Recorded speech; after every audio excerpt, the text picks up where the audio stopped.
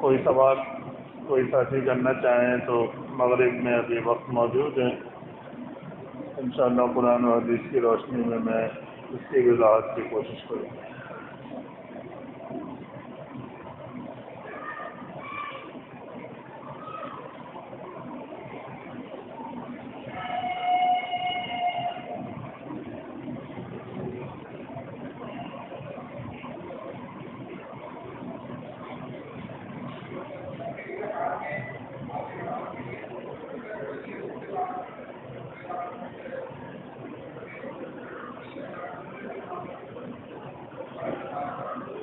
میں سمجھ نہیں سکا پہلی رکعت میں جی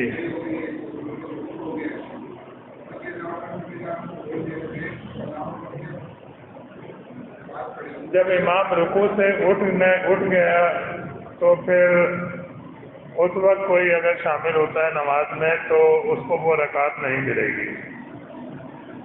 رکوع میں اگر کوئی شامل ہو گیا جماعت میں تو اس کو وہ رکعت مل گئی، اور اس کے بعد جو ہے جب امام سلام پھیرے گا تو وہ جو چھوٹی ہوئی رکعت ہے یا زیادہ رکعتیں ہیں 2 ہیں یا 3 ہیں جتنی بھی ہیں وہ بہرحال پھر کھڑے ہو کے پڑھنی ہوں گی۔ تو اب جیسے اگر ایک رکعت ہماری نکل گئی ہے اور دوسری رکعت میں ہم شامل ہوئے ہیں تو پھر جو ہے نا ہم جب امام کے سلام پھیرنے کے بعد کھڑے ہوں گے تو وہ ہماری چوتھی رکعت ہوگی، یعنی جس رکعت میں ہم نماز میں شامل ہوئے ہیں اسے ہم پہلی رکعت شمار کریں گے، امام کی وہ دوسری ہے لیکن ہماری پہلی ہوگی، اور امام جب سلام پھیرے گا تو 3 رکعتیں ہماری ہو چکی ہوں گی، پھر ہم چوتھی رکعت پڑھیں گے اور اس میں صرف سورہ فاتحہ پڑھیں گے اور کوئی سورت نہیں پڑھیں گے۔ جی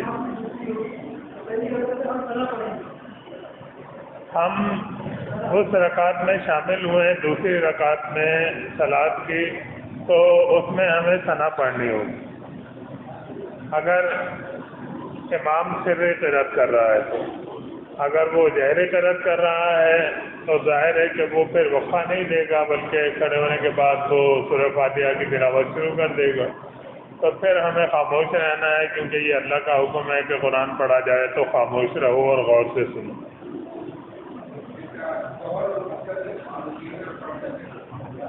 ہاں ظہر میں اثر میں ہم پڑھ سکتے ہیں کیونکہ اس میں آواز سے قرأت نہیں کرتا ہے امام۔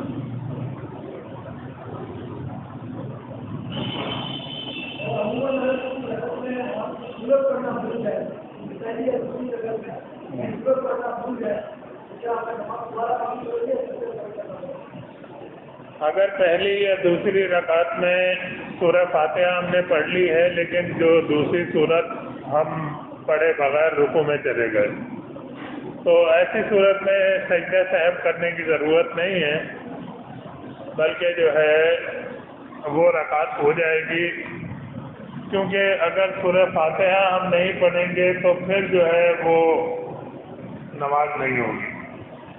اللہ کے نبی صلی اللہ علیہ وسلم نے فرمایا کہ لا صلاۃ الا بفاتحۃ الکتاب، کہ سورہ فاتحہ کے بغیر نماز نہیں ہوتی۔ صحیح بخاری کی حدیث ہے لا صلاۃ لمن لم یقرأ بفاتحۃ الکتاب، کہ جو سورہ فاتحہ کی قرأت نہ کرے تو اس کی نماز نہیں ہوتی۔ تو اگر دوسری صورت بھولے سے رہ بھی گئی تو سجدہ سہو کرنے کی ضرورت نہیں ہے، نماز ہماری ہو جائے گی۔ وعلیکم السلام ورحمۃ اللہ۔ یہ سوال ہے کہ 16 سال کی عمر کے بچوں کے حوالے سے آپ کوئی کورس وغیرہ کرواتے ہیں، اس بارے میں معلومات دیں۔ کوئی کورس وغیرہ کا سلسلہ تو ابھی فی الحال ہمارے یہاں نہیں ہے، البتہ یہ ہے کہ کچھ عرصے پہلے ناظم آباد میں تیموریہ کی مسجد میں جو جمعرات کا پروگرام ہوتا ہے ہمارا، اس میں ہم نے کچھ تربیتی پروگرام شروع کیے تھے، قرأت کے حوالے سے بھی اس میں کئی پروگرام کیے ہم نے، اصول حدیث کے حوالے سے بھی کئی پروگرام کیے، اسی طرح سے عربی کے جو عربی زبان کے بنیادی اسباق کے حوالے سے کئی پروگرام کیے ہم نے. تو فی الحال تو یہ سلسلہ بند ہو چکا ہے. تو ان پروگراموں کے ریگارڈنگ اگر کسی ساتھی کے پاس ہو تو وہ اگر آپ چاہیں تو حاصل کر سکتے ہیں. باقی اس کے علاوہ جو ہے مختلف ساتھی ہمارے واٹس ایپ گروپ وغیرہ اس کے ذریعے سے قرآن و حدیث کی معلومات کا تبادلہ کرتے ہیں. اس میں احادیث، قرآن کی آیتیں اور دین کی باتیں جو ہے پوسٹ کی جاتی ہیں. اس سے بھی ساتھیوں کو معلومات میں اضافہ ہوتا ہے. لیکن کوئی باقاعدہ کورس جو ہے وہ ہمارے یہاں جو ہے وہ فی الحال کوئی نہیں کروایا جاتا ہے. اللہ کرے مستقبل میں کوئی ایسا جو ہے وہ انتظام ہو جائے. یہ پوچھا گیا ہے کہ وضو کرتے وقت مسواک کرنے کی دعا یا کلی کرنے کی دعا، منہ دھونے کی دعا، سر کا مسح کرنے کی دعا، درمیان کی دعا، سیدھے ہاتھ کی دعا، الٹے ہاتھ کی دعا، دونوں پاؤں کی دعا، کیا ہم کو یہ دعا کرتے ہوئے وضو کرنا چاہیے یا بسم اللہ کافی ہے؟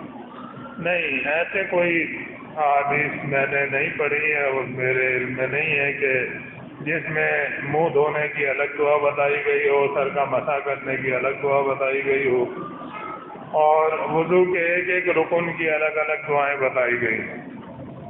یہ اگر ہوگا بھی تو کوئی صوفیوں کی بنائی ہوئی روایتیں ہوں گی. احادیث کی کتابوں میں جو مشہور کتابیں ہیں ان میں اس طرح کی کوئی دعائیں نہیں ہیں.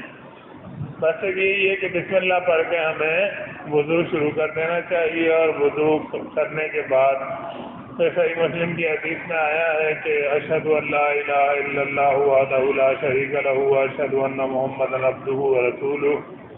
یہ کہنے والے کے لیے جو اچھی طرح سے وضو کرے اور پھر یہ دعا پڑھے تو اس کے لیے جنت کے 8 دروازے جو ہے وہ کھول دیے جاتے ہیں.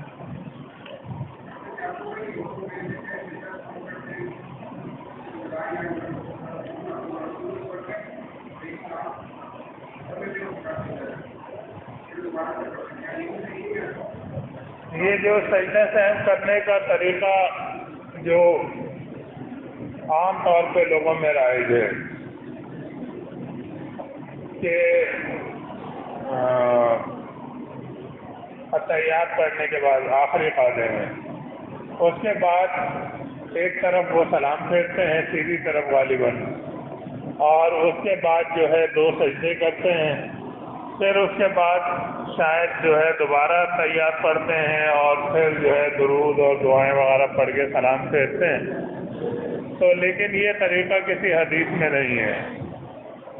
کوئی ایسی حدیث میں نے نہیں پڑھی جس کے اندر یہ طریقہ بیان کیا گیا ہو. ہاں عام طور پہ جو ہمارے یہاں حنفی کہلاتے ہیں یہ دیوبندی بریلوی ان کے یہاں یہی طریقہ رائج ہے. لیکن حدیث میں جو ہے وہ صحیح بخاری صحیح مسلم کتاب سجدہ صاحب کا بیان ان کے اندر موجود ہے. کیونکہ ظاہر ہے کہ غلطی کسی بھی انسان سے نماز میں ہو سکتی ہے. شیطان جو ہے مختلف خیالات ذہن میں ڈالتا رہتا ہے، آدمی بھول جاتا ہے کتنی رکعتیں پڑھی ہیں، کتنی نماز پڑھی. تو نبی صلی اللہ علیہ وسلم نے فرمایا کہ جب تم میں سے کوئی نماز کے اندر بھول جائے کہ اس نے کتنی نماز پڑھی ہے تو جو اس کا بہتر ذہن جس طرف جا رہا ہے اس کے اوپر وہ عمل کرے. مثال کے طور پر اگر میں نماز پڑھتے ہوئے یہ ذہن میں میرے نہ رہا کہ میں نے کتنی نماز پڑھی ہے تو میں سوچوں کہ کتنی پڑھی ہوگی. اگر میرا ذہن اس بات کی طرف زیادہ مائل ہے کہ میں نے 3 رکعتیں پڑھی، 4 رکعت کی نماز ہے تو پھر میں 1 رکعت اور پڑھ لوں.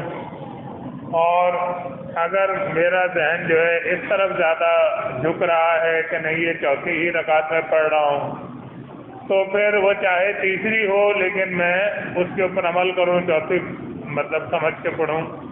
اور سلام پھیرنے سے پہلے جو ہے نبی صلی اللہ علیہ وسلم نے کہا کہ 2 سجدے کر لو، اس کے بعد سلام پھیر دو. تو جو غلطی ہوئی ہے نماز میں اس کا ازالہ ہو جائے گا اس سے، 2 سجدوں سے. تو صحیح طریقہ جو ہے وہ یہی ہے کہ نماز پوری پڑھنے کے بعد سلام پھیرنے سے پہلے جو ہے ہم 2 سجدے کر لیں، جو کم از کم اتنے ہوں کہ جتنے ہم نماز میں عام طور پہ جتنے طویل سجدے کر رہے ہیں، یا اس سے تھوڑے زیادہ طویل. کیونکہ حدیث میں یہ آتا ہے کہ نبی صلی اللہ علیہ وسلم نے یہ سجدہ صحب کیے، کچھ بار آپ بھول گئے نماز میں کتنی آپ نے پڑھی، تو حدیث میں یہ آتا ہے کہ نبی صلی اللہ علیہ وسلم نے سجدہ صحب کیے اتنے جتنے جو ہے آپ عام طور پہ طویل سجدے کرتے تھے یا اس سے زیادہ طویل. یہ نہیں کہ بالکل ہلکے ہلکے، بلکہ جو ہے اس کی بھی اہمیت ہے سجدہ صحب کی. تو اس کے بعد پھر ہم سلام پھیر دیں. اور ایک صورت یہ بھی پیش آ سکتی ہے نماز میں کہ ہم نماز میں غلطی کر چکے ہیں، ہمیں یہ احساس ہے کہ ہمیں سجدہ صحب کرنا ہے، لیکن ہم سجدہ صحب کرنا بھول گئے اور سلام پھیر دیا.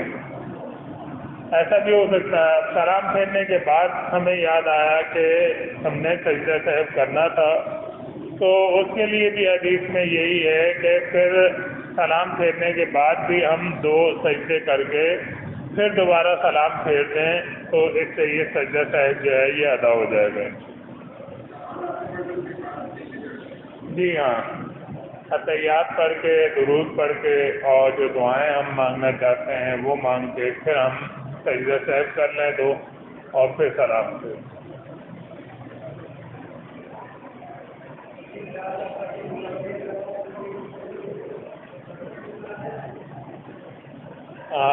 صحیح سے سمجھ نہیں سکا ہمیں کیا. جی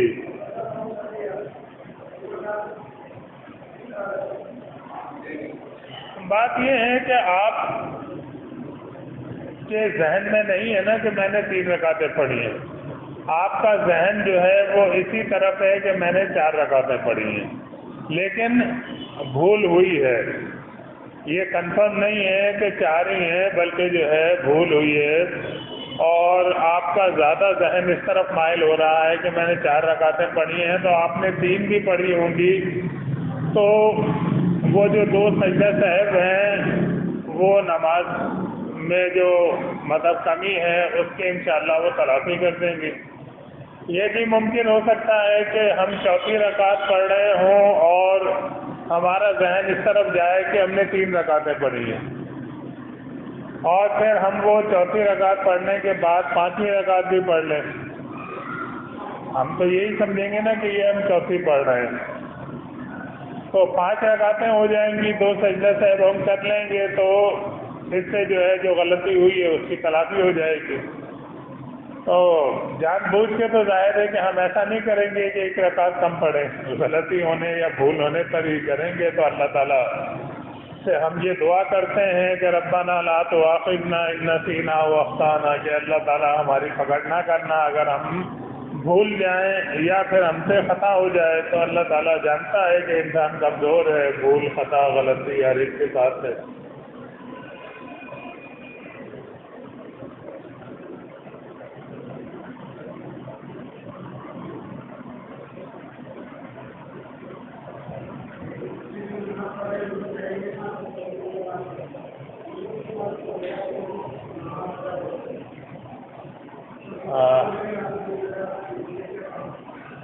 کیا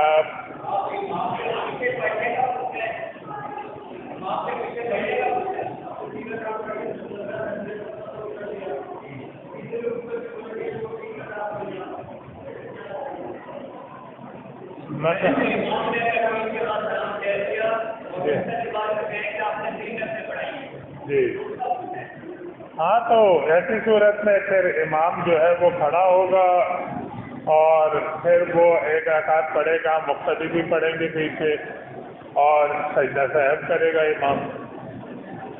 اللہ کے نبی صلی اللہ علیہ وسلم کے ساتھ بھی ایک مرتبہ یہ ہوا نا کہ آپ نے غالباً عصر کی نماز کی 2 رکعت کے بعد آپ نے سلام پھیر دیا، تو صحابہ جو ہے وہ مطلب کہ پریشان تھے کہ بھائی نبی صلی اللہ علیہ وسلم نے 2 رکعت پڑھ کے سلام پھیر دیا اور بات کرنے کی بھی جو ہے وہ ہمت نہیں کر پا رہے تھے کہ ہم یہ نبی صلی اللہ علیہ وسلم سے کہیں۔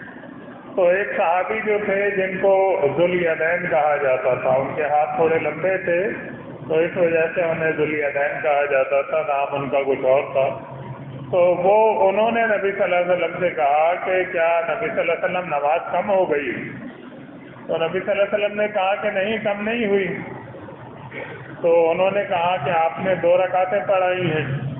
تو نبی صلی اللہ علیہ وسلم نے دیگر صحابہ سے پوچھا کیا واقعی میں نے 2 رکعتیں پڑھائی ہیں؟ ذوالیدین کیا صحیح کہتا ہے؟ تو ان صحابہ نے کہا کہ ہاں واقعی آپ نے 2 رکعت پڑھا کے سلام پھیر دیا۔ تو اس کے بعد نبی صلی اللہ علیہ وسلم نے 2 رکعت پھر پڑھائی، حتیٰ کہ کچھ صحابی اٹھ بھی گئے تھے اور کچھ کے بارے میں ایک کا دوسرا کوئی مسجد سے باہر بھی چلے گئے۔ لیکن جب نبی صلی اللہ علیہ وسلم پھر کھڑے ہوئے اور آپ نے مطلب نماز شروع کی تو وہ بھی آ گئے اور شامل ہو گئے نماز، اور 2 رکعتیں پڑھا کر پھر آپ نے 2 سجدے سحر کیے، پھر سلام پھیرا اور یہ فرمایا کہ مجھے جو ہے بھلایا جاتا ہے تاکہ تم لوگوں کو دین کے احکامات معلوم ہوں۔ ظاہر ہے کہ اللہ کے نبی صلی اللہ علیہ وسلم نے جس طرح کیا، ہم سے غلطی ہوتی ہے تو ہم اسی سنت کی پیروی کرتے ہیں۔ تو ایک عملی جو چیز سامنے آتی ہے اس سے زیادہ جو ہے آدمی کے ذہن میں بات رہتی ہے کہ یہ اس طرح سے ہوا۔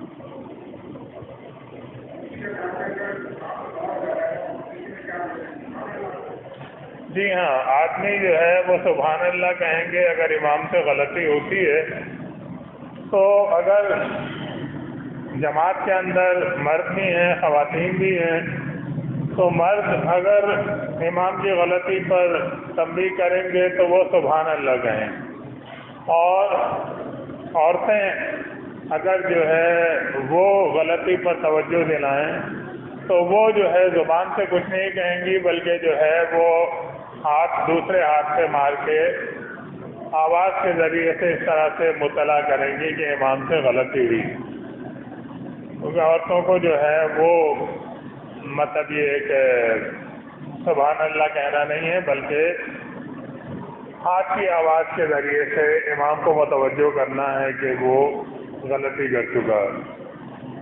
تو صحیح بخاری کی حدیث میں ہے کہ التسبیح للرجال والتصفیق للنساء، کہ غلطیوں پر مطلع کرنے کے لیے امام کی آدمیوں کے لیے یہ ہے کہ وہ تسبیح یعنی سبحان اللہ کہیں گے، اور عورتیں جو ہے وہ تالی بجا کر جو ہے ہاتھ سے ہاتھ مار کے اس طرح آواز کے ذریعے سے مطلع کریں گے۔